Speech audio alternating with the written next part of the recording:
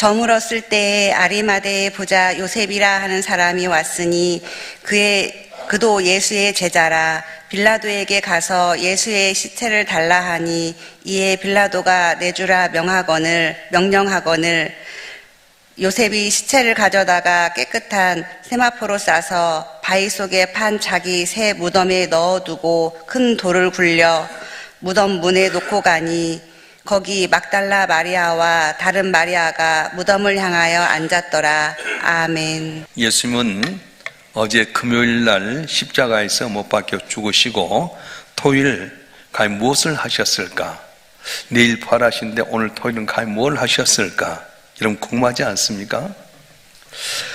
토요일은 6월절이 시작되는 아주 큰 안식일이었습니다. 그래서 안식일은 언제냐? 금요일 저녁부터 시작해서 토요일 저녁까지 이루어지게 되는데, 하나님이 태초에 천지를 창조하실 때 6일 동안 일하시고 마지막 날 7일째는 안식하셨습니다. 그래서 고난주간도 6일을 마치고 제7일 안식일을 무덤에서 가지셨는데, 오늘 이 토요일날 안식일에 무덤에서 계셨는데 토요일날 잠시 쉬었다가 내일 새벽에 주님께서 이제 부활을 이렇게 하게 됩니다. 그래서 안식일날 무덤에 계시면서 부활을 기다리는 겁니다. 오늘 본문의 말씀은 예수님께서 장사된 내용을 이야기하고 있는데요, 예수님의 죽음과 부활 사이에 되어진 일을 말하고 있습니다. 흔히들 예수님의 십자가는 잘 묵상합니다. 부활도 잘 우리가 기억하고 있습니다. 그런데 오늘 본문은 그냥 지나쳐 볼 때가 참 많습니다. 그렇지만 오늘 본문의 말씀을 깊이 묵상하면 이 가운데 놀라운 진리를 발견하게 되는데, 특별히 오늘 본문의 말씀 가운데 하나님의 섭리를 알게 된다는 겁니다. 하나님의 섭리라고 하는 건 뭡니까? 하나님께서 모든 걸 주관하셔서 그의 뜻을 이루어간다고 하는 겁니다. 그래서 이적과 섭리는 다릅니다. 이적이라고 하는 것은 뭐냐면 하나님 뜻을 이루기 위해서 당신께서 정하신 자연 질서를 깨뜨리면서 행하는 걸 말합니다. 예를 들어서 아얄란 골짜기에 태양이 떠서 지지 않는 걸 이야기합니다. 쇠도끼가 물에 빠졌는데 그 쇠도끼가 떠오른 걸 말합니다.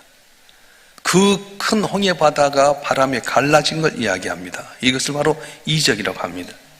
자연 질서를 깨뜨리면서 행하신 하나님의 사역이 바로 기적입니다. 근데 섭리라고 하는 건 뭐냐 하면 자연 법칙을 그대로 놔두고 하나님께서 이루시고자 하는 일을 당신의 뜻대로 이루어가는 걸 말합니다. 그래서 오늘 본문에는 이적이 나타나진 않지만 하나님의 섭리가 드러나게 되는데요, 오늘 그 섭리에 대해서 뭐라고 이야기하냐? 자, 마태복음 25장 27절 말씀 한번 읽어보겠습니다. 마태복음 25장 27절 말씀 시작. 저물었을 때 아리마대의 부자 요셉이라는 사람이 왔으니 그도 예수의 제자라. 저물었을 때 이 말이 참 중요한데, 예수님께서 십자가에 못 박혀서 돌아가셔서 그날 저물었을 때 말하게 됩니다. 그래서 어제 오전 9시에 돌아가셨다 오후 3시에 운명을 하시게 되는데, 유대는 저녁에 시작해서 저녁으로 끝나요.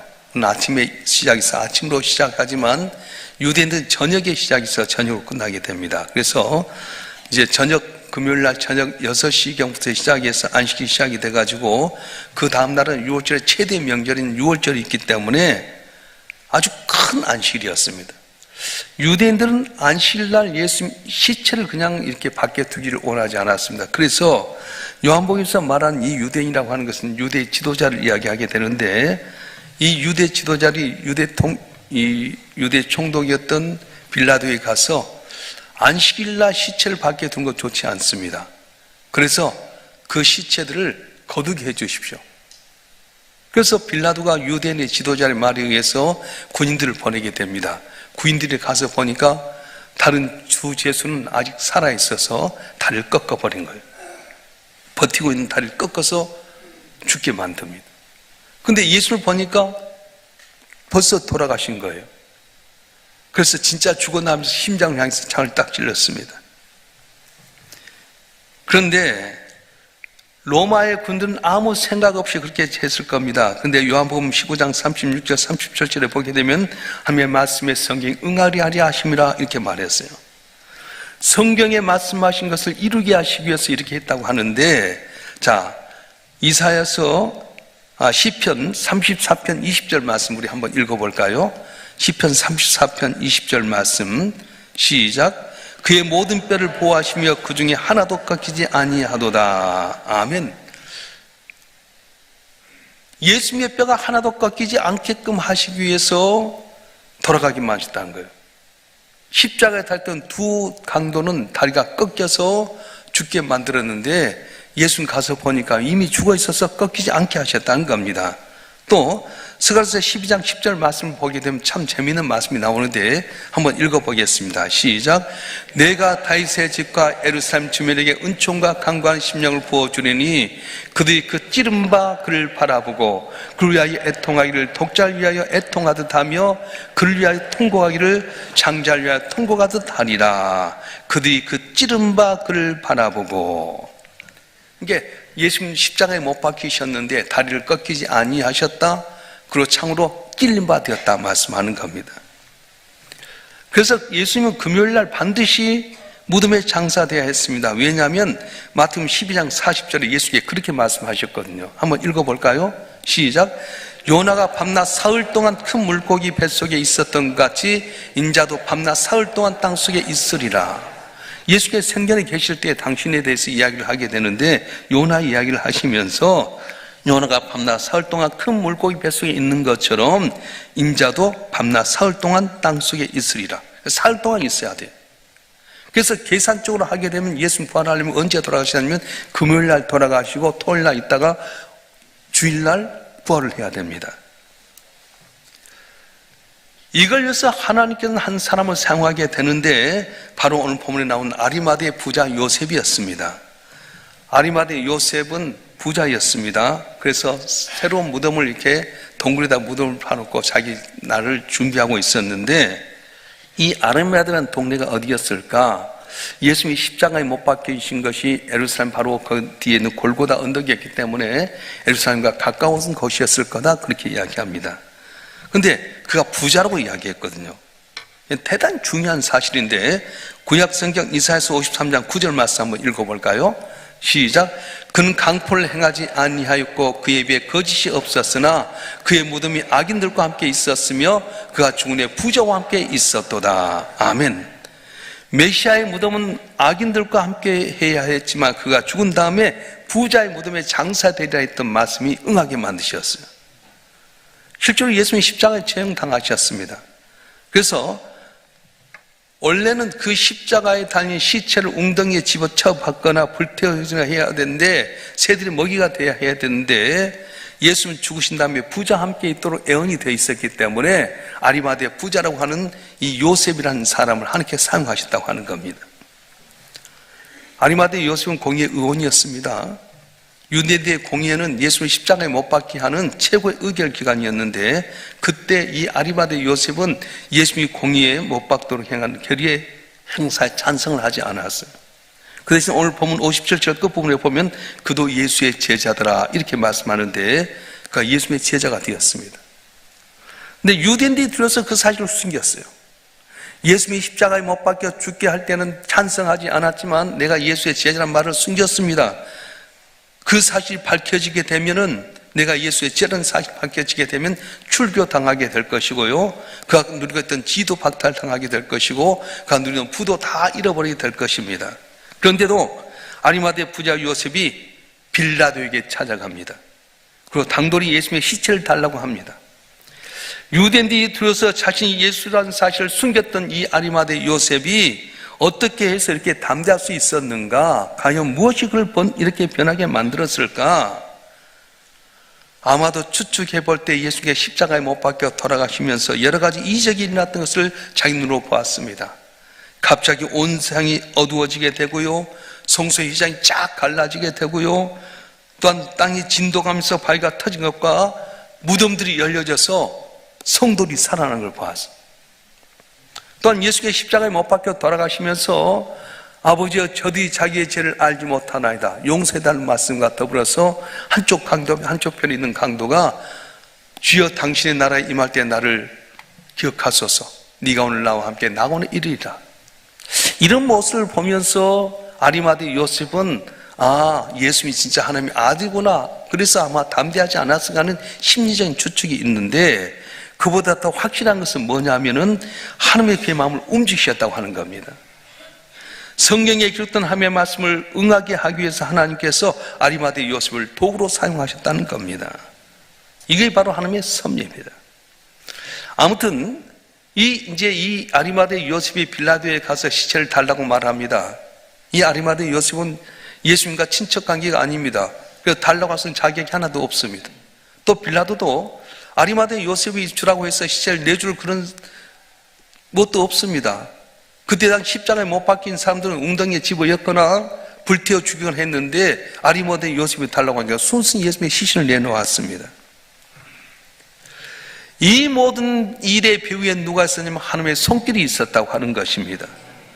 하나님의 섭리 가운데서 하나님께서는 유대인들과 로마의 군인들과 아리마대 부자 요셉과 빌라도를 다 쓰셨습니다. 그들 모두가 하나님의 뜻을 이루기 위한 도구였다고 하는 겁니다. 여러분, 오늘 말씀을 통해서 우리가 깨달을 수 있는 건 뭐냐면 하나님의 섭리 가운데 몸을 인도하신다고 말씀하신 거예요.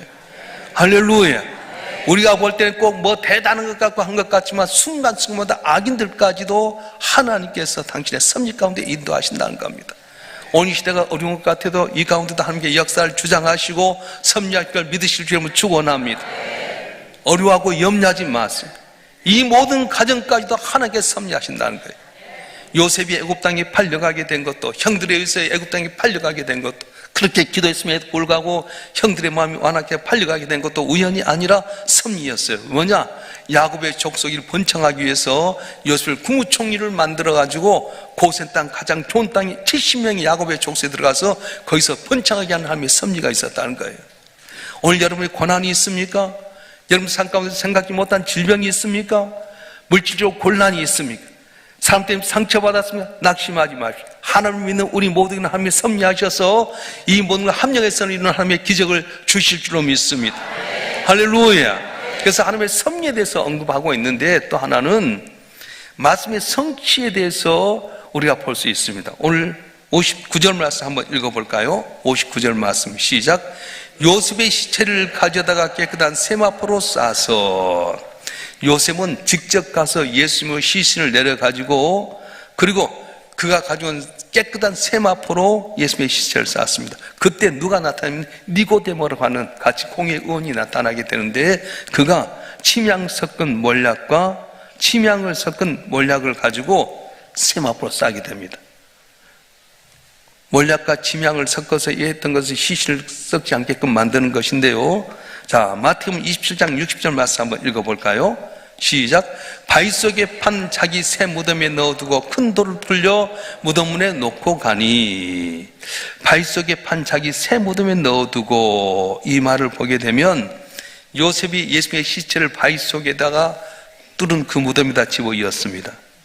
아직까지 누굴 장사한 일이 없는 새 무덤이었습니다. 이걸 보면 아리마대 요셉은 나이가 많지 않은 것 같아요. 왜냐하면 자기 가족 가운데 하나도 그곳에 시신을 묻어본 경험이 없거든요.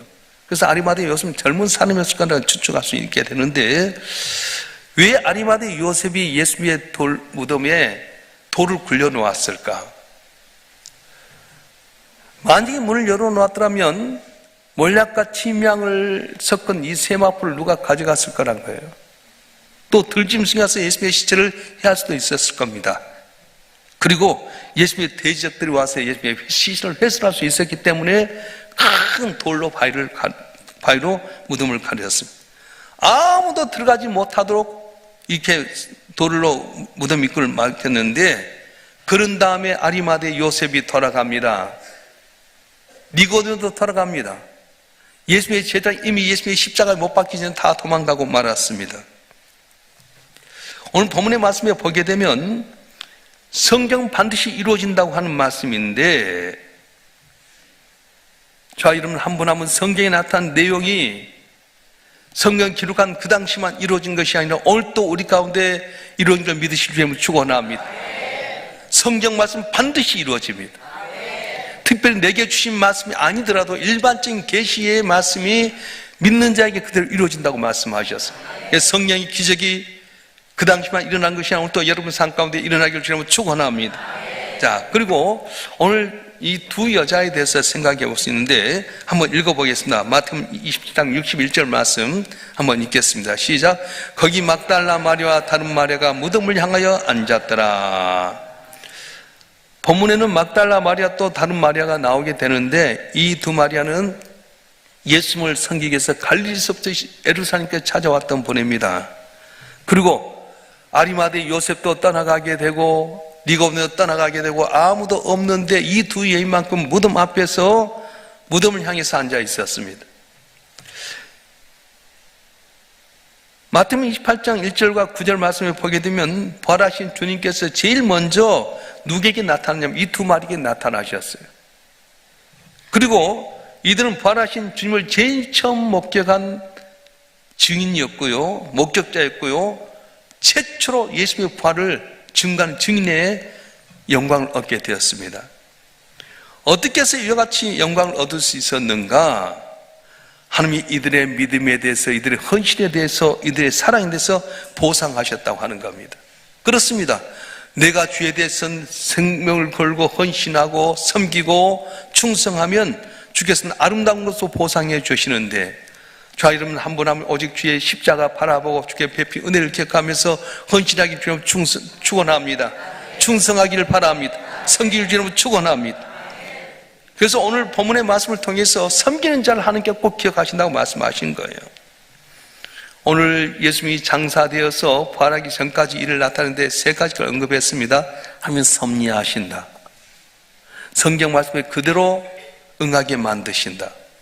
그리고 섬기는 자에게 끝까지 충성한 자에게 갚아주신다고 하는 말씀입니다. 예수님이 십자가에 못 박혀 죽으셨다가 무덤 속에 있는 것 같았지만 3일 후에 반드시 살아났습니다. 내일 살아나는 거예요.